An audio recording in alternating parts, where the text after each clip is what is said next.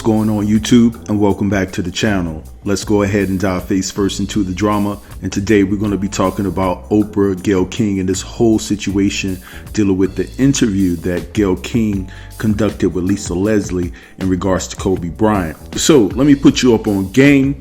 Oprah was doing an interview yesterday or the day before, whichever day it was, and she was asked about how Gayle was doing, and Oprah broke down into tears and she said this. Speaking of holding hearts, and we did a show yesterday, Oprah, on best friends and how meaningful they are to us. And I think the last 24 hours for your best friend have been pretty difficult after that interview with Lisa Leslie about Kobe. And I just wondered just how she's doing. She is not doing well. May I say she is not? She is not doing well because she has now death threats and has to now travel with security. And she's feeling very much attacked. You know, Bill Cosby is texting from tweeting from jail, and she's not doing well, and feels that she was put in a really terrible position because that interview had already ran. It was over. And in the context of the interview, everyone seemed fine, including Lisa Leslie. And it was only because somebody at the network put up that clip, and I can see how people would obviously be very upset if you thought that Gayle was just trying to press to get an answer from Lisa Leslie. But she obviously, all things pass. She will be okay. But she hasn't slept in 2 days. What do you think about all that criticism? I think the vitriol is, I think anybody can criticize anything, but the misogynist vitriol and the attacking to the point where it is dangerous to be in the streets alone, because it's not just the people who are attacking, it's the other people who take that message and feel like they can do whatever they want to because of it, you know? You have built this community. That's what you're doing with this tour. That's what you do with your friends. We have best friends. We were talking about this last night, that if one of our friends was going through this, it's you. There's no difference between you and what do you do?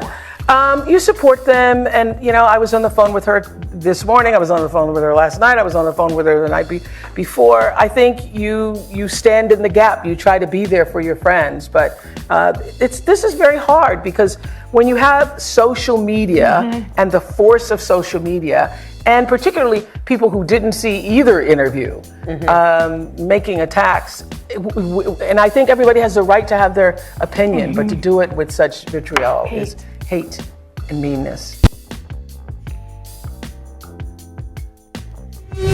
Cry me a river.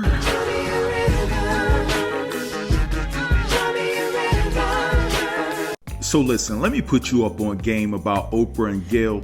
When you listen to their explanations about the interview that Gayle conducted with Lisa Leslie, they're using a tactic that white supremacy often use, and that tactic is to deflect. You see, what Gayle is trying to say is that CBS set her up and that they only released a portion of the interview that would make everyone feel that she was bashing Kobe. But when you go back and you look at the whole interview, there was nothing, that Gayle really said positive about Kobe. I mean, it was just an interview asking Lisa Leslie about her memories of her best friend, one of her best friends, in Kobe Bryant.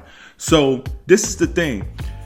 Did you peep how Gayle is mad that CBS only released that clip, but she's not mad about asking that question to Lisa in regards to Kobe's past? She's not upset about that. She's upset about the way she claims that CBS made her look. And we all know that Oprah and Gayle are well trained in the business. And this is the thing. The reason why I say that Gayle and Oprah are using the white supremacy tactic by deflecting. Now, before I go any further, let me say this. I know that anyone can deflect. It doesn't matter what race you are. But the reason why I'm saying white supremacy is because I think the reason why Oprah and Gayle are going only after black men is a form of white supremacy, and they're using our black women to tear the black men down. So that's why I'm saying it in that way. So when you call out racism and things of that nature, and you call it out, and you're very aggressive when you call it out, What white supremacy does is they deflect off of your reaction to what they created. So even though they may have said something that was very divisive and extremely racist and downright deplorable, 9 times out of 10, they're not going to admit to it. Plus, they can count on the fact that when they say something to disrespect our race, that some of us are going to act a fool.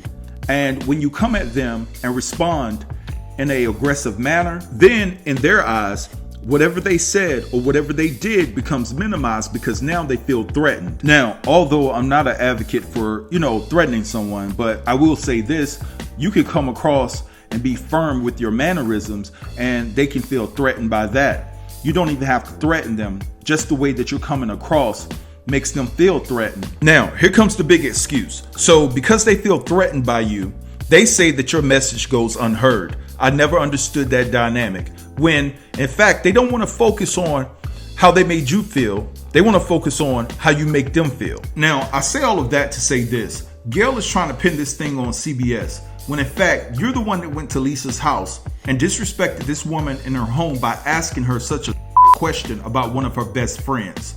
You need to be held accountable. Now, I don't agree with Snoop Dogg threatening a woman. I'm not here for that. I don't respect that. I don't condone that. But what I am saying is don't try to look at the backlash that you're receiving. Look at the question you asked and hold yourself accountable, Gayle, because that was a question. Funky dog head. Now, I know a lot of people are saying that Snoop was wrong for threatening Gayle, and I do agree with that. You should never threaten a woman. But at the same time, Snoop is just upset like the rest of us are. And trust me, Snoop is not trying to do anything to Gayle, because someone that's going to really do something to someone, they're not going to threaten them on IG. You know what I'm saying? Come on, man. People that are really going to do something to someone will not announce it on IG because that's self-incriminating. So I don't think that Snoop really meant any harm, but I just think that he's upset that every time you look at the situation, you have Oprah and Gayle out here targeting only black men. They're not going after their friends, their white friends that have been accused of the same thing. So it's just a real bad look all the way around.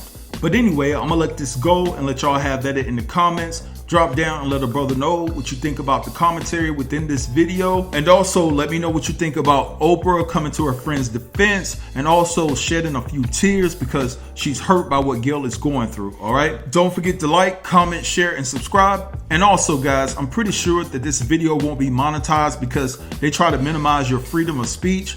So all I ask of you is to just share this video for me. All right. I appreciate it in advance. Thank you guys for watching. Peace.